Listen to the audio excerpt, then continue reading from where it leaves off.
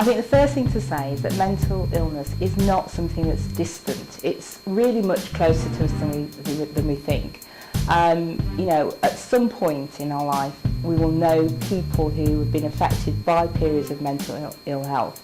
And I think that was, for me, a real driving force. People I knew, friends of mine whose relatives, sons, daughters, were all going through different periods of mental ill episodes. And actually, you know, it's much closer to us than we think it is.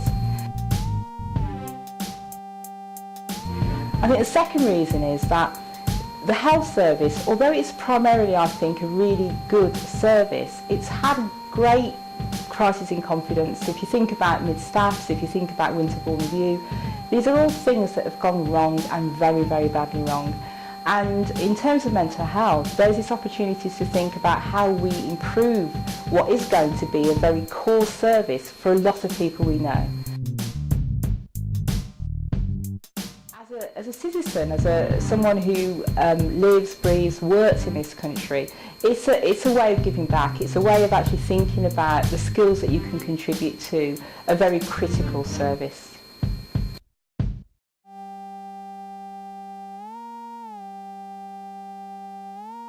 I would really kind of want to encourage people to get involved in these kind of roles, but it's not something that you need to take on lightly.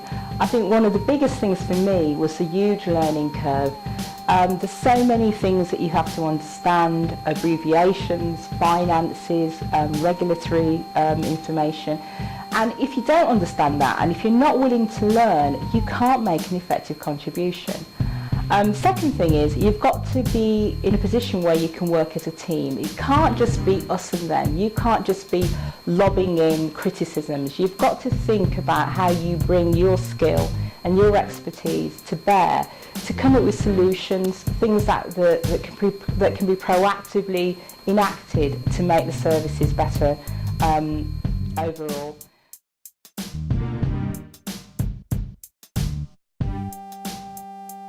I think if we thought health was complicated in the past, it's completely changed now. And most people haven't caught up to the fact that there are new commissioning arrangements, there are new ways of focusing in on what quality delivery means. And that means that ultimately there are opportunities to engage and influence. I think one of the good things that's happening is that health is going to be more locally delivered. That has a real opportunity then for how we can ensure services are shaped around the needs of the local population.